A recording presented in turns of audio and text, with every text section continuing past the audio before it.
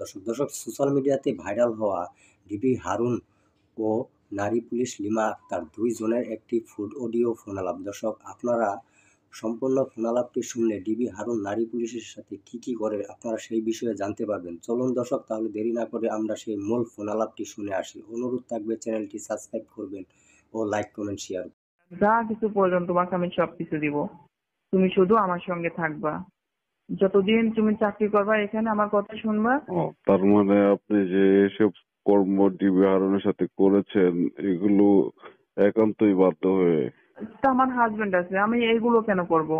আমি আগে যেখানে 4 বছর চাকরি করছি ওইখানে কোনো স্যার আমাকে কখনো, লাস্টে এক পর্যায়ে তো আমার হাজবেন্ডের থেকে সম্পর্ক আলাদা হয়ে গেল।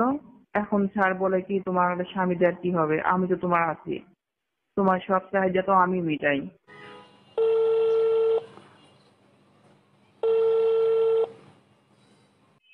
হ্যালো ভাইয়া। হ্যাঁ, আমি জার্নালিস্ট রানা। আচ্ছা, আপনার নামটা কি বলেন? ভাই আমার নাম লিমা আক্তার। তা আমি গত 7 বছর জাস্ট রানিং চাকরি করি। অন্য কোথাও 4 বছর করছে, এখানে 3 বছর চাকরি করছি। কিন্তু চাকরি ফার্স্ট টাইম থেকে অনেক ভালো মতো চাকরি করছি, ডিউটি করছি, তার কোনো মানে সমস্যা নাই। অন্য আপনার চাকরি বয়স 7 বছর, আপনি ডিবি হারুনের সাথে চাকরি করেন 3 বছর? জি ভাইয়া। হুম। তারপর? তারপরে স্যার ফার্স্ট টাইমে আমার সঙ্গে অনেক ভালো ব্যবহার করে, ভালো কথা বলে। আমি নতুন অবস্থায় এখানের কোনো ভাব বুঝি না, কিন্তু স্যার দেখি আমার দিকে অন্য নজরে তাকায়, অন্যরকম কথা বলে। আমাকে বেশি বেশি চেম্বারে ডাকে, অন্য কলিগদের অত ডাকে না, কিন্তু আমাকে ডাকে নিয়ে স্যার অন্যরকম কথা বলে অনেক। ডিবি তারপরে হারুন? একদিন, হ্যাঁ ডিবি হারুন স্যার। তারপরে একদিন আমাকে অ্যাকচুয়ালি সরাসরি, তখন লোকজন খুব কম, ছুটি হয়ে গেছে, তখন আমাকে চেম্বারে ডাকছে। আমাকে ডেকে মানে অন্যরকম একটা ব্যবহার করছে। পরে আমি বলছি স্যার আপনি এগুলো কি করছেন? পরে বলছে না এটা কোনো বিষয় না, কিন্তু তুমি কাউকে এসব কিছু বলো না। ওই দিনকে আমাকে কিছু বলে নাই, জাস্ট ও, অতটুকুই। আপনাকে চেম্বারে ডেকে নিয়ে কি করছে আপনার সাথে ও? মানে অন্যদিকে হাত বাড়ায়। আমি বলছি স্যার আপনি এগুলো কি করছেন, আপনি আমার স্যার। পরে বলছে না এটা কোনো বিষয় না। পরে জাস্ট ওই দিনকে আর কিছু বলে নাই। পরে আমি চলে আসছি। পরে 2 দিন পরে আবার আমাকে ডাকছে। তারপরে স্যারের কাছে ওখানে গিয়েছি। স্যার আমাকে বলছে শোনো, আমি তোমাকে যেটা বলবো তুমি সেই মতো কাজ করবে, আমি তোমাকে অনেক কিছু দিব, তোমাকে অনেক সুযোগ সুবিধা করে দেবো, তোমাকে ডিউটি কম করাবো, তোমার যা চাওয়া পাওয়া সবকিছু আমি পূরণ করব। আপনাকে চেম্বারে ডেকে নিয়ে এই কথা বলতেছিল? হ্যাঁ, আমি পরে বলছি স্যার আপনি কেন আমার সঙ্গে এগুলো করছেন এভাবে? তো বলছে তোমাকে অনেক আমার ভালো লাগে, তুমি যখন এখানে জব ডিউটি শুরু করছো তখন থেকেই তোমার আমার অনেক ভালো লাগছে, আমি তোমাকে যা বলবো তুমি সবকিছু করবে আমার সাথে। হুম। পরে আমি বলছি স্যার কেমন? তো পরে বলছে এই তো স্বামী স্ত্রীর সম্পর্কটা, এগুলো আমি তোমার সাথে করব, আমি যখন তোমাকে যেখানে নিয়ে যাব তুমি আমার সাথে যেতে রাজি হইবা। তো চেম্বারে ডেকে নিয়ে আপনাকে এই কথাগুলো বলছে ডিবি হারুন? হ্যাঁ সরাসরি আমাকে এগুলো বলছে। তারপর এরকম একদিন 2 দিন যায়, আস্তে আস্তে স্যার আমার প্রতি অন্য নজরে তাকায়। আমি তো আর কিছু বলতে পারি না, আমি এগুলো কথা আমার কলিগদেরও জানাতে পারি না, কারণ আমি নতুন। ওই অবস্থায় যদি আমি কিছু বলি কেউ তো বিশ্বাস করবে না আমার কথা, এই কারণে আমি বলি না। পরে স্যার একসময় আমার সঙ্গে এগুলো আর কিছু করে, আমাকে হোটেলে নিয়ে যায়, তারপরে কক্সবাজার নিয়ে যায়, অনেক অনেক তারপরে ভালো ভালো জায়গায়। আপনাকে, হ্যাঁ, আপনাকে যে চেম্বারে ডেকে নিয়ে আপনাকে যে এসব কাজ করার অফার দিয়েছিল তখন আপনি কি মানা করেছেন? আমি তখন অনেক বলছি স্যার দেখেন আমি আসলে এখানে জব করতে আসছে, আপনি আমার সাথে এইগুলো কেন করছেন, এগুলো তো আমার কাজ না, আমার যে কাজ আমি চাই আমাকে সেই কাজ করাবেন। বলছে না আমার এখানে জব করতে হলে আমি যা বলবো সেটা করতে হবে, আর যদি আমার কথার ওভারটেক করো বাইরে যাও তাহলে তুমি এখানে জব করতে পারবে না। আপনাকে ভয় পেয়ে ট্রান্সফার গেছি করে যে দিবে এরকম কথা বলছে নাকি? আমাকে বলছে তোমাকে, তুমি এখান থেকে ট্রান্সফার হয়ে আবার এখানে আসছো না, তোমাকে এখান থেকে ট্রান্সফার করে কক্সবাজার বান্দরবন এদিকে তোমাকে পাঠিয়ে দিব। যে আমি নতুন এখানে আসছি, স্যার এরকম অফার দিলো, এখন আমি যদি এখান থেকে আবার চলে যাই কোথায় কি হবে না, আমার একটা মনে ভয় কাজ করছিল। পরে স্যার আমাকে অনেক জায়গায় নিয়ে যায়, আর কি এগুলো স্যারের সঙ্গে আমার তখন রিয়েল ভাবে সবকিছু চলছে। তারপর থেকে যে আপনাকে, তারপর আপনি সবকিছু চিন্তা ভাবনা করে ওই ডিবি হারুনের সাথে এই এসব কিছু করা শুরু করে দিয়েছিলেন। আমার আর তারপরে বলছে তোমাকে অনেক কিছু দিব, সুযোগ সুবিধা করে দেবো, কোনো কাজ করতে হবে না, 8 ঘন্টার জায়গায় 2-3 ঘন্টা কাজ করতে হবে, তোমাকে তোমাকে বেশি বেশি ছুটি দিব, মানে অনেক কিছু বলছে আমাকে। তারপরে আপনি ডিবি হারুনের সাথে বিভিন্ন হোটেলে যাইতেন, স্বামী স্ত্রীর মতো ওই কাজগুলো করতেন।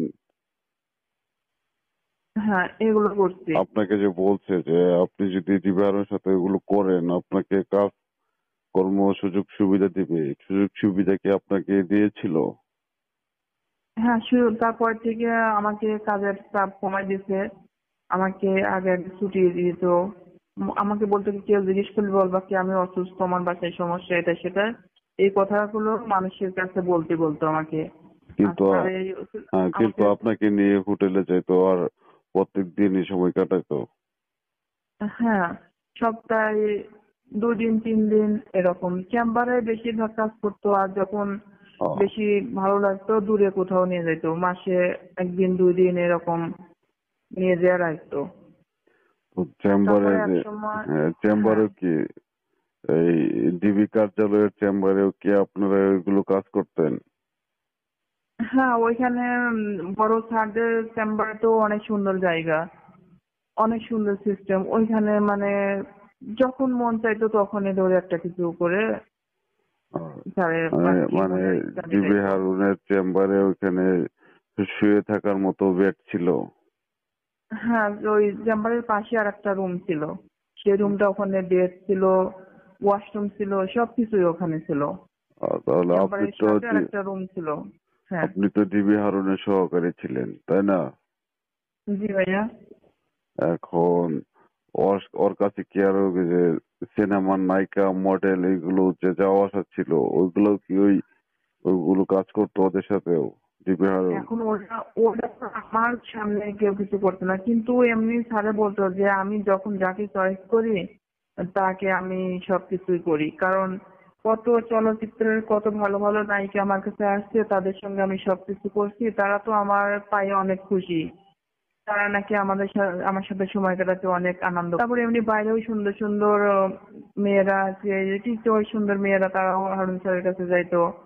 মানে অনেক মেয়েরা তাদের কাছে, মানে স্যারদের সঙ্গে উঠা বসা। মানে স্যার চলচ্চিত্রের অধিকাংশ মেয়েরাই ডিবি হারুনের সাথে ওইগুলো কাজে।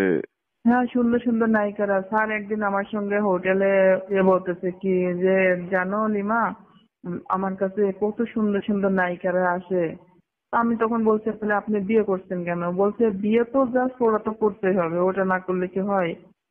কারণ আমার কাছে যে সমস্ত মেয়েরা আসে আমি তো ভাবতেই পারি না। কারণ সব সুন্দর সুন্দর নায়িকাগুলো আমার কাছে আসে, আর আমি কই কেন আসে? বলছে আমি তাদের অনেক সুযোগ সুবিধা করে দিই, কারণ আমার তো টাকা পয়সার কোনো অভাব নেই। আমি তাদের যখন যা ইচ্ছা সবকিছু দিয়ে তাদের মনের আশা পূরণ করি। তারপরে আপনার ওই পুলিশের কাজ বাদ দিয়ে ডিবি হারুনের সাথে ওইসব করে আর কি বেড়াইতেন?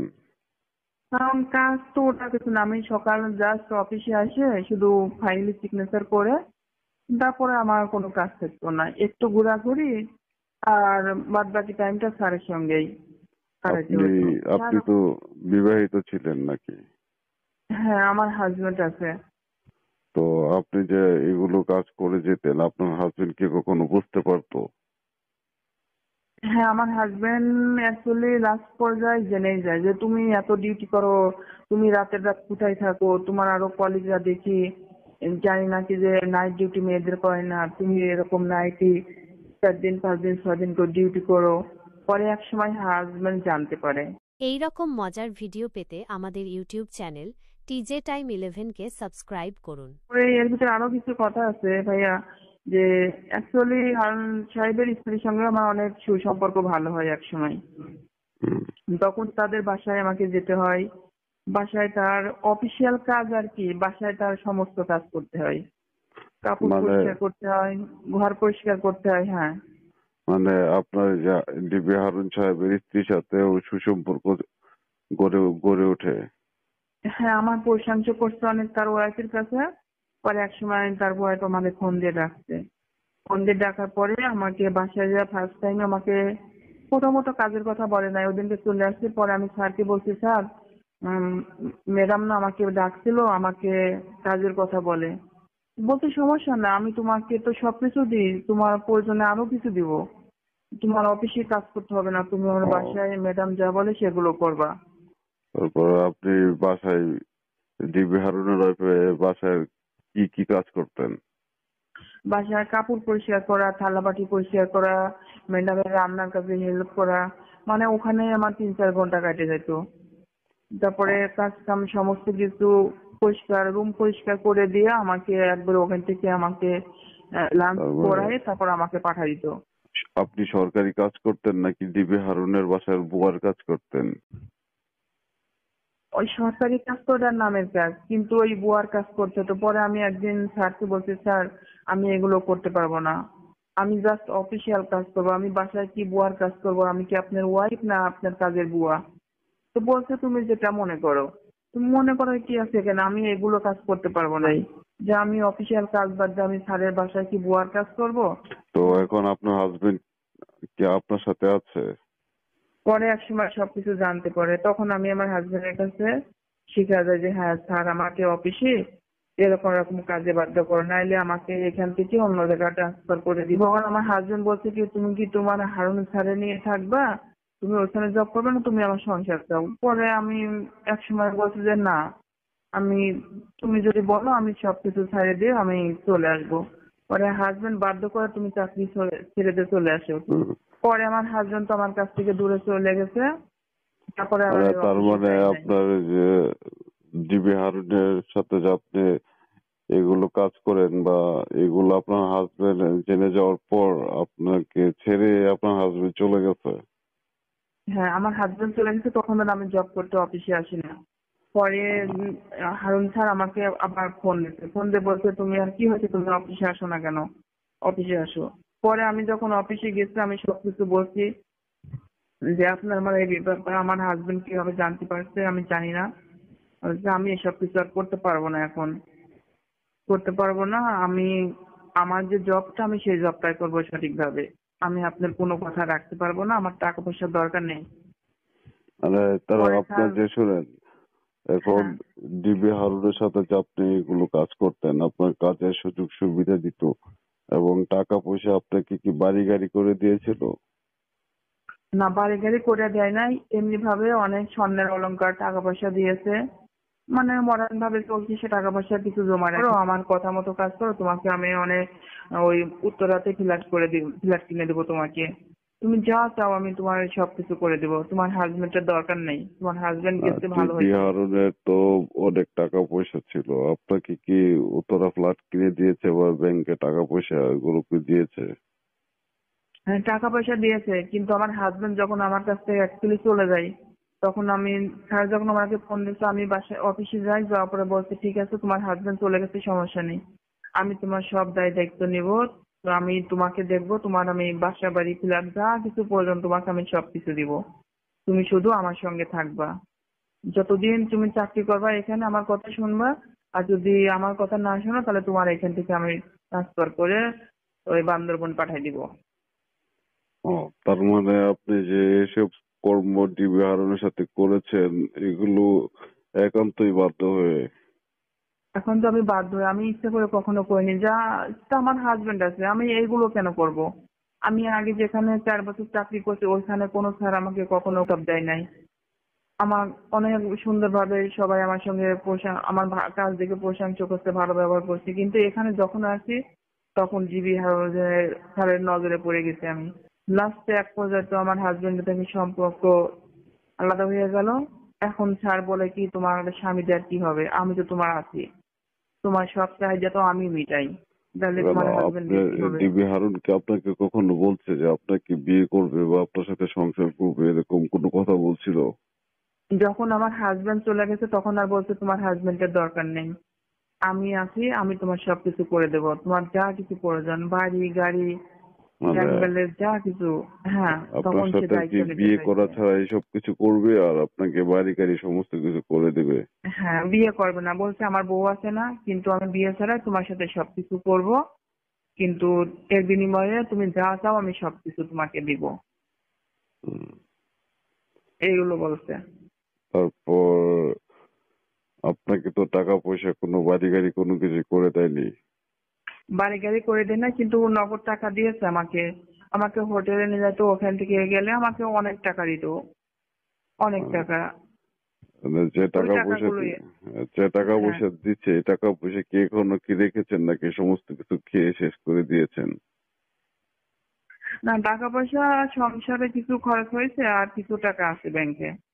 আচ্ছা, তাহলে আপনাকে অব্যাহতি কেন করে দিয়েছে? অব্যাহত কেন করেছে, ওই যে আমি আর অফিসে যাই নাই, হুম। এই জন্য এই আপনাকে সময়, চাকরি থেকে বরখাস্ত করে দিয়েছিল? এই জন্য বরখাস্ত করেছে। আমি তখন ফোনে বলছি চাকরি স্যার থেকে আমি আপনার ওখানে আর জব করবো না। হ্যাঁ, চাকরি থেকে বরখাস্ত করার পর ডিবি হারুনের কাছে কি আপনি আর কখনো গিয়েছিলেন?